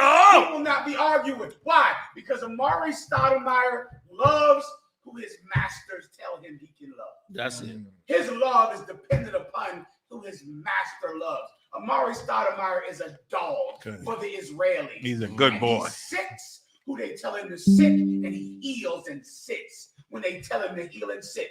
And he will never say anything even bad about a Palestinian who attacked black people. He will not say anything about it because he is a slave and a dog and a coward. I mean, let me tell you something. We would have loved to be friends with the Palestinians. We got a common enemy. Oh my God. You understand? The Palestinians take in $200 million a year from Iran and Syria and Qatar and all them countries. Oh, we could have been friends. You could have dropped $10 million a year on us, man. 10 million a year wouldn't have been nothing on your 200 million. Not to mention you getting money from the U.S. every year. Every year. You could have said top of the year, General YAHANNA, man, here go 10 million, man. Y'all go rock it out. You gave Farrakhan 25 million. Yes, you did. You gave him, did he not? And broke him off. Gaddafi broke him off every year. That's right. You could have dropped 10 G's on us. We'd have been friends. We already giving them the business. We already shaking their whole neighborhood with this truth. But instead, you just hate us so much that even though we speak on the behalf of your enemy, you hate us like a white man hate us. You understand? You hate us like a white man hate us. And that's why we gonna care about us. We're gonna care about our situation. We're gonna love each other. Right, you tell me what you want. I love a Mexican. I love him. That's right, my nigga. God damn it. I'm gonna love a Gadite. That's my nigga. Because he ain't speaking against my behalf. He one of my family. Why don't you wake up? Oppression anywhere is oppression everywhere. Learn the slogan, Palestinians. Right. You understand? Come on. You got that article? Read that. Check this out. And I said this already, that they gonna clear that land off. They got an agenda, brother. And it's called oil and gas. Go ahead. Khan, sir. Rabbi and Israeli military. I gotta stop you. I forgot this, y'all. So I got a big announcement to make. Due to the recent events in the news and around the world, we are suspending the video games and adult films lecture. However, we are retooling it for the same day, the same time, November 25th in Houston, Texas, 1 p.m. for brunch. Only difference is the topic has changed to the Third World War. Join us. Join us in Texas right after Thanksgiving in Houston. For those of you who can make it down there, because I know it's tough with the airline with the holiday. This is the biggest holiday in the year. But if you can make it down there, I'm gonna bring all the tea out on this entire war, down to the breakdowns in the scriptures, revelation, everything. We're gonna lay it all out in a beautiful 2-hour lunch lecture, absolutely free. It's brunch. You know, big shout out to Captain Yahtazak and his whole team. You know them boys know how to get it on Southern style. So it's gonna be on like hot butter popcorn. It's gonna be 1 p.m. You understand, sisters? Y'all still come out. I know y'all was waiting for me to come in there and slay them brothers on the video game. They was tooling up. I'm getting all kind of emails. I'm getting marriage offers out. You understand? I said, but you know what? This is what's on the table now. So let's retool. Let's lay out this Third World War for this lecture, and let's get it on November 25th. We switching out. No more lecture on the video games and adult films. You understand? If I can, General, if you could touch on what you dropped something heavy on me this weekend. I don't know if you know, but about that oil. Yes. So like, I don't think a lot of people understand all the smoke screen and what's going on. They don't understand. This whole thing is really about money, what it always is with our president. Yes, like they done learn from America. They done learn from America about how you take a country over for them oil. They learned it from Iraq. They went in Iraq, bombed it to the Stone Age, and then said, oh, he ain't had no yellow cake. Oh, I bet. Oops. Sorry. After they killed 1 million Iraqis up in there. And they learned that lesson. So just like General Maya asked me to bring out, let me give you the cornerstone. Off the coast of Palestine, it was reported that they found, so you understand, you got the Gaza Strip on the coast, right? Off the Gaza Strip, there's a little bit of waterway. That little bit of water, like a couple 100 miles or whatever. But that little waterway belonged to the Palestinians so that they can bring in goods on the sea, you know what I'm saying? For their own, economics. Well, they went and did a test down in the ocean, and the Lord is so ironic because they did the test in the ocean, all over the ocean, and only in the Palestinian area did they find oil and gas, not on the Israeli side. So they dug down and tested it. There's 1.7 billion gallons of oil sitting under the Palestinian ocean and 350 billion gallons of natural gas. If the Israelis get this oil and gas, they become totally independent from any Arab country. They don't have to get oil from Saudi Arabia. They don't have to get nothing from Egypt. Their whole relationship with Egypt is just based on the fact that the Egyptians are the ones selling them oil. They don't need no oil from the Syrian oil wells. They don't need no oil from nobody. So what happens is now they have their own oil They own gas. They can fly their jets what they want. They ain't got to kiss nobody's ass. And there's somebody else's ass they ain't got to kiss. They ain't got to kiss America's ass no more either. They become an independent superpower with nuclear weapons, the only one in the Middle East independently with 1.7 billion of their own oil, which they not selling to the Arabs. And they already got ExxonMobil coming in to set up the rigs. They already on the, they waiting. ExxonMobil, like when y'all get finished bombing that shit, call us, nigga. We coming. We gonna set you up. They already got contracts with Europe. It's already in place. That's why this ain't no fight with Hamas. This is a wiping them off the fucking map. Excuse my French. This is wiping them off the map. That's why they doing so inhumane actions to them. Bombing refugee camps, bombing hospitals, bombing a mosque. They want them off that land. They want to clear it out. And they want to clear it out so they can go on and get them resources. Once they got them resources, it's the end of the world for Iran. Because now they can come up against them. They can go toe-to-toe. And they got nukes. So they can go toe-to-toe with Iran. They got all the oil they want. Because if you go to war with Iran right now, Egypt and Syria will be like, hell no, we ain't selling you none. Saudi Arabia already told them, you killing the Palestinians, we backing out of it. But what if they got their own oil, their own gas? Guess what? Now they ain't got to answer to nobody, not even the U.S. They could do what the hell they want. They already passed the law a couple months ago in their government structure. In their government structure, they passed a law that they could outdo the judiciary. Meaning, if one of them get convicted of a crime, they government body can turn around and say, I know he got convicted, but we throwing it out. Which means basically no more democracy. That shit means martial law without saying it's martial law. Which means now, whatever they do, you can't bring them up on war crimes. You can't bring them up on whatever. They can just kill whoever they want to kill. If they want to kill rivals, if they want to kill the press, if they want to kill Palestinians, whoever they kill, whatever happened, guess what? You convict them, they out. You understand? So they done set the stage for them to be a serious super empire. And the United States, in its ignorance, fed them the weapons and the things that they needed the whole time. And here's why it's going to bite America in the ass. Because America funded them to become this superpower.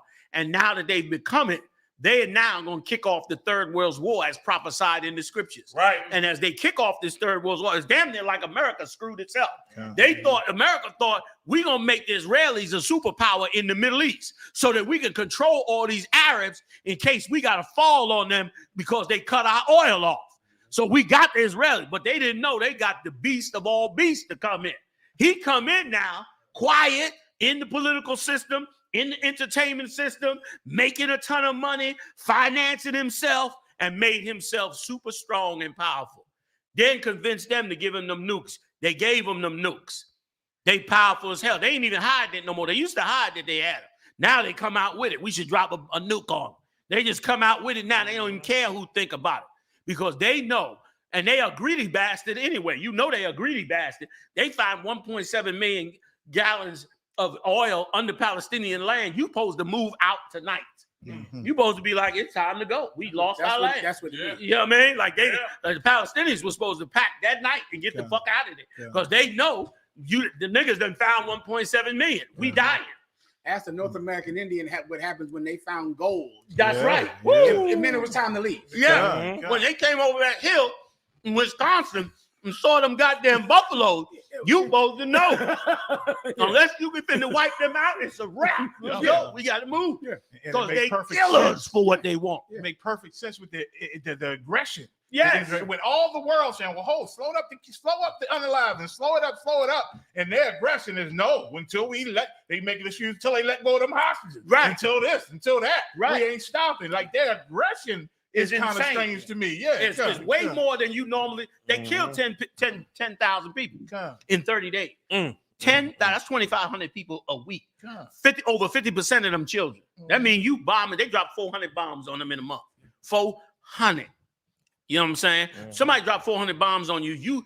Even if you the hardest nigga in the world, 400 bombs gonna shell shock you. It's gonna do something mentally to you. Yeah. You understand? Because it's gonna shake you. You can't sleep. You're gonna get sleep deprivation. You short on water.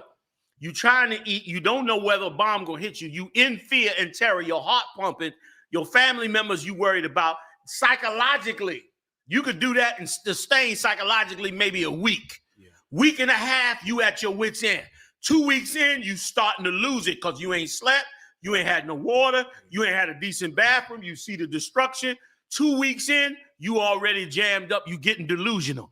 2.5, 3 weeks in, you already delusional. You shouting. You could tell when you turn on the news after they done blew up. You see all them Palestinian men just standing there like that. You wonder why they, like 1 or 2 be digging. The rest of them is standing there because psychologically they shell shocked from all the bombs hitting them. They don't even know how to respond to it yet. You know what I'm saying? They don't know how to deal with it because they done been through it for so long. 30 days of that, and you basically done. You can't, you had to either get out the area or you got to come up with a way to repel them bombs from falling on you because 30 days of that, and you psychologically, you break down. You're going to break down. And Israel still talking about they doing all that and going to keep doing it to defend Israel. Right, like because they supposedly they done killed 10,000 people to get these 200 hostages back from the past, who we ain't even sure who took them 200 hostages. Now it's questionable now. You understand, to bring them hostages back. But meanwhile, you psychologically, they done destroyed the Palestinians. The next step is to bomb them and shift them down right on the hell up out of there. And that's what they're going to do because they're going for that cash. They want that millions. That would make Israel probably the most powerful country in the world. And here's the thing. What if they decide to expand after that? They got nukes. If they got their own oil and nukes, you can't mess with them. They could decide to take Egypt. They could say, yo, the Sinai belong to us too. Y'all get the fuck out of here. Excuse my French.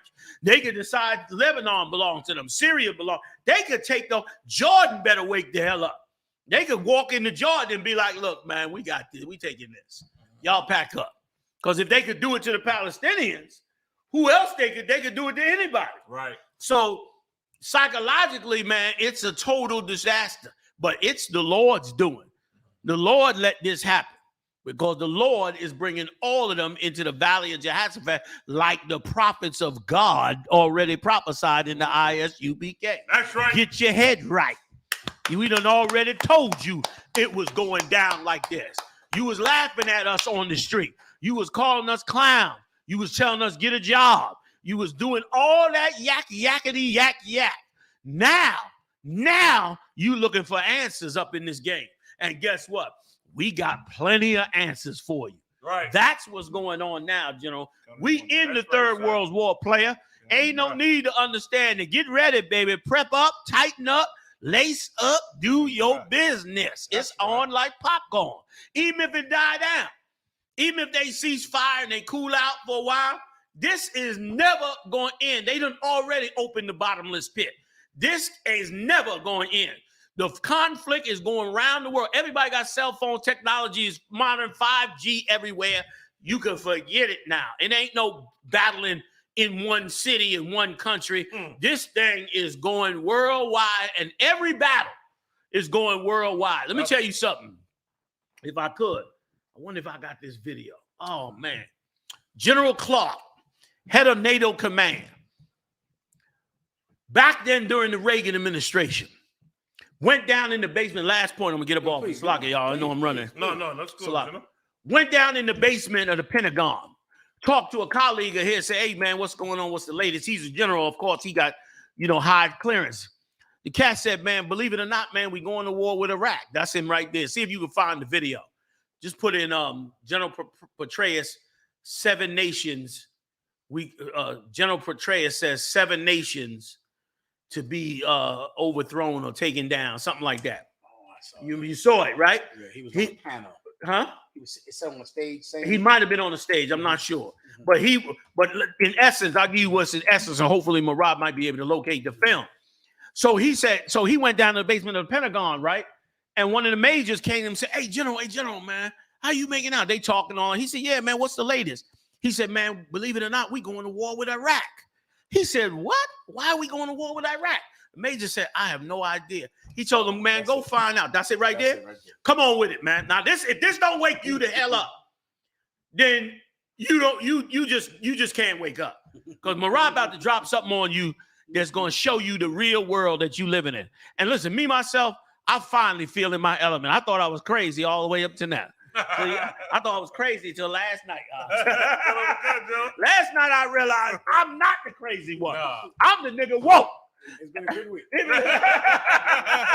I realized I'm not the nutcase here. Right, you the nutcase for not listening to what it is we saying in here, man. Go ahead, Marah. Rock it on out for him. If you can, take it from the beginning, man. This is heavy what he dropped right here.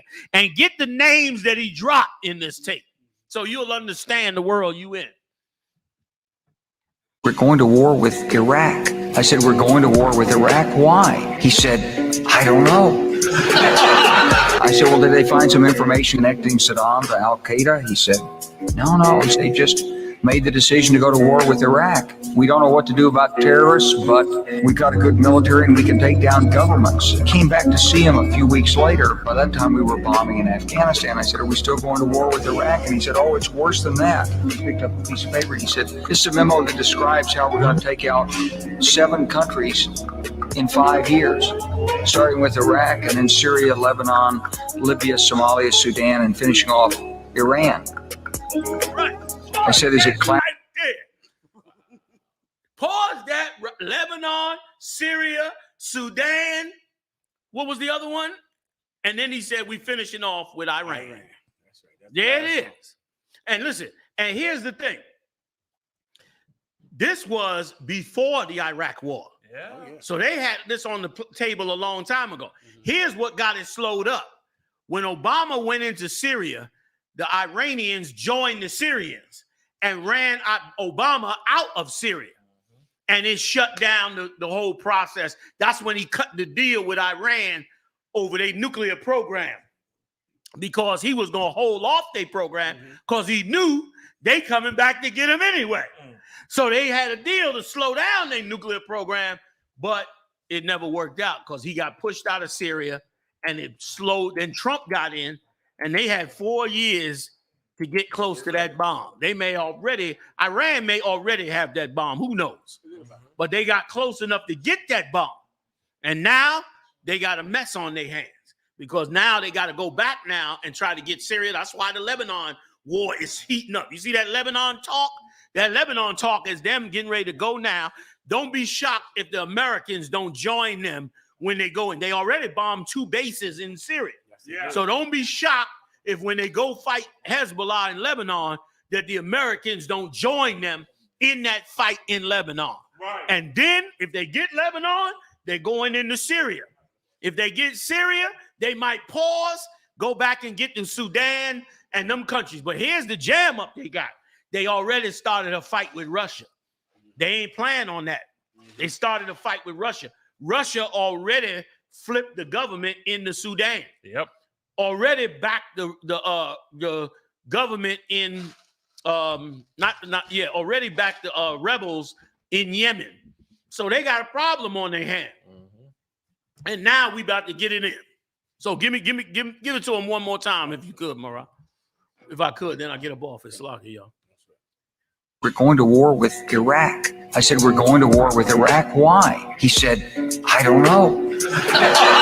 I said, well, did they find some information connecting Saddam to Al-Qaeda? He said, no. They just made the decision to go to war with Iraq. We don't know what to do about terrorists, but we've got a good military and we can take down governments. Came back to see him a few weeks later. By that time, we were bombing in Afghanistan. I said, are we still going to war with Iraq? And he said, oh, it's worse than that. He picked up a piece of paper. He said, this is a memo that describes how we're going to take out 7 countries in 5 years, starting with Iraq and then Syria, Lebanon, Libya, Somalia, Sudan, and finishing off Iran.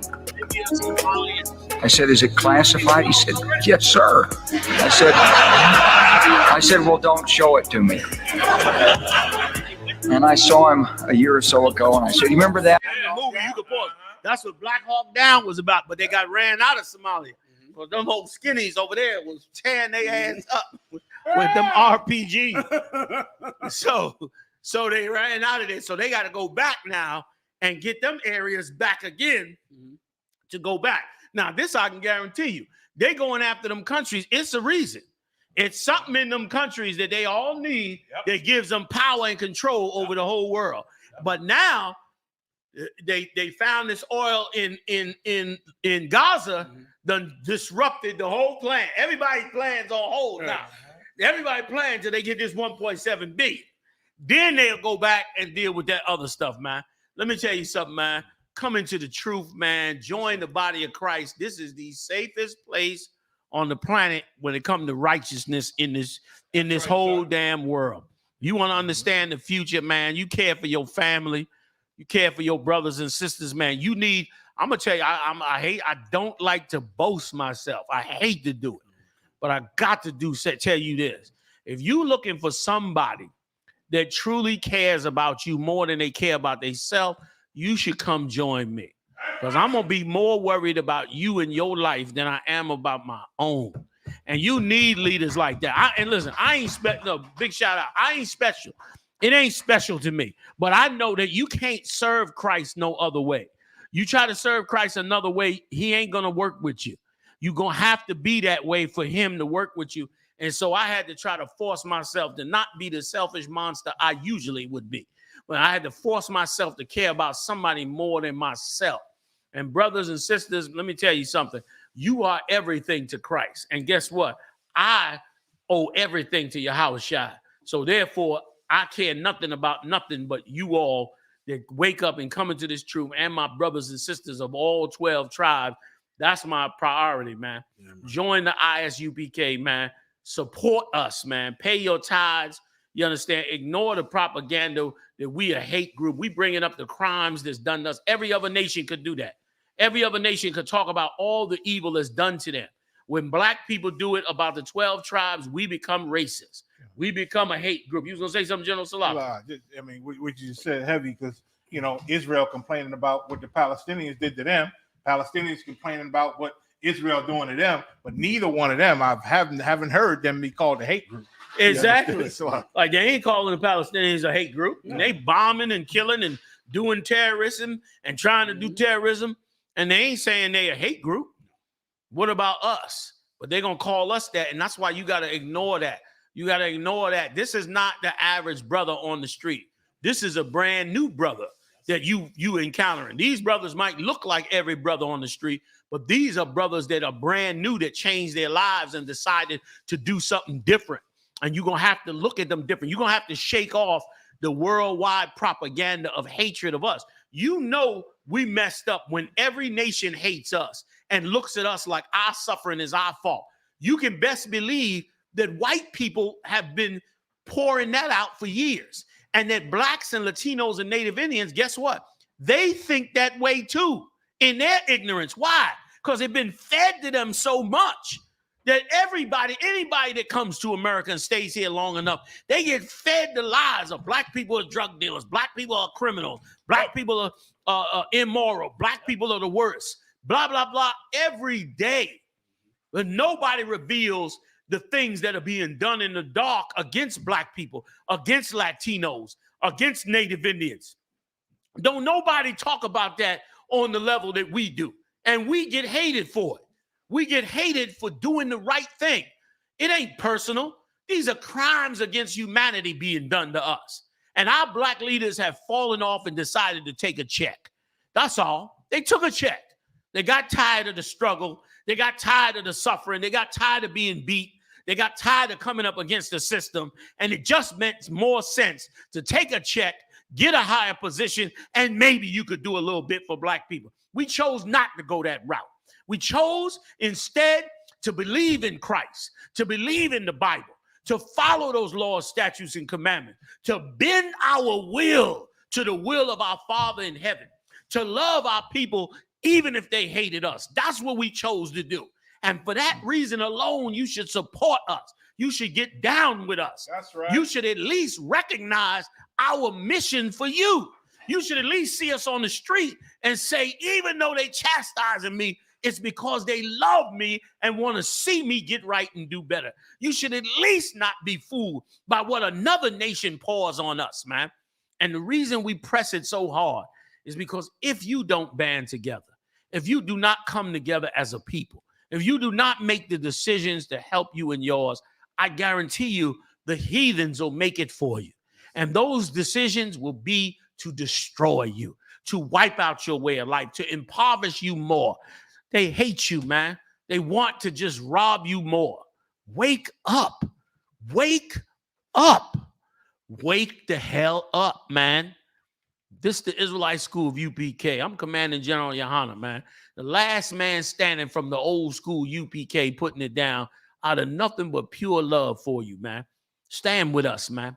I.S.U.P.K.com. Shalom, brothers and sisters. Damn right, sir. A little early. 2 minutes. Yeah, right. Damn right, sir. Damn right. Let us know when we off, Morale. That's why I don't know you. I'm not letting nobody sell you crack. You know why? Because I never saw you before. But you a black man like me. That's right. And it's worth something. This is Black Watch with Commanding General YAHANNA, the only man to lead blacks, Latinos, and Native Americans.